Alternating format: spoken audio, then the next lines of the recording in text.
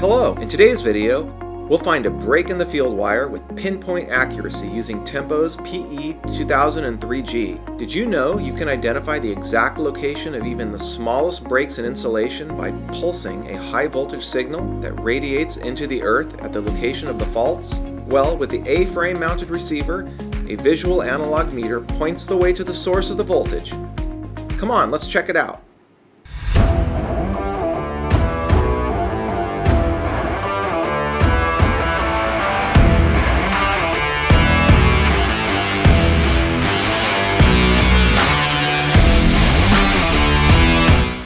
Before we start locating, let's take a look inside and make sure we have the PE2003-G set up correctly. The PE2003-G consists of the 2000H transmitter, the 2000R receiver, the A-frame, a cigarette lighter DC adapter charger, an AC charger,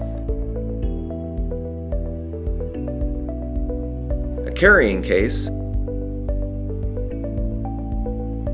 and a ground stake.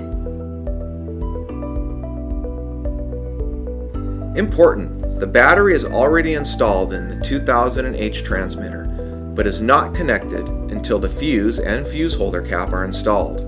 Connecting the transmitter battery. Number 1, while holding the fuse holder cap, insert the fuse barrel into the opening on the left side of the transmitter. Number 2, turn the fuse holder cap until secure.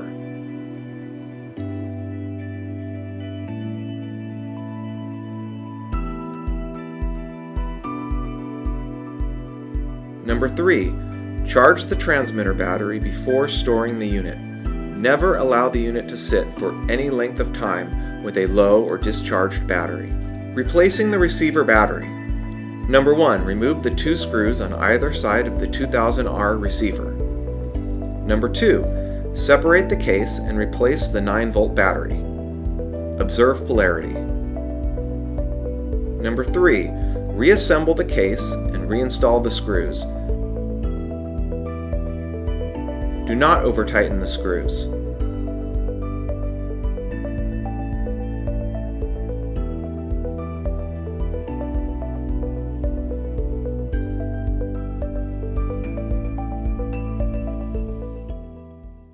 The transmitter pulses between the faulted conductor and ground.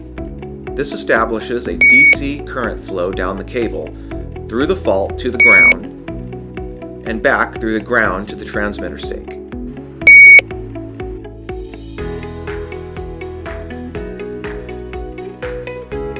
Since the current is directional, the receiver meter pulses or kicks with each transmitter pulse in the direction of the fault. The fault will be located midway between the receiver A-frame probes when the receiver meter indicates nulls.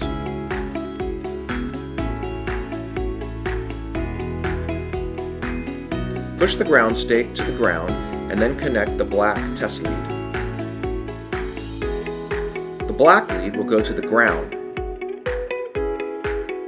Let's take the red lead from the pulsar and hook it up to the faulted wire. When we turn the unit on, it will send 2400 volts DC through the wire. We will use the receiver to pinpoint the location of the break.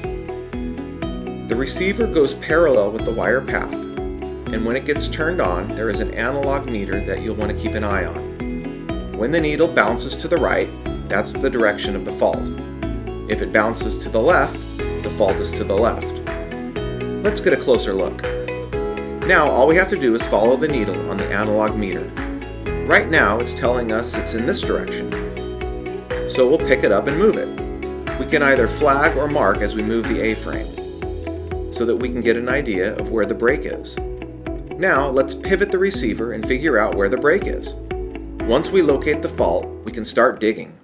As you can see, the PE2003-G pulsar has prevented us from having to replace the common line all around the building or the residential house. We can now simply make the wire repair right here in this trench area where the wire is broken. Now let's hunt down those tricky nicks with the PE2003 pulsar fault locator.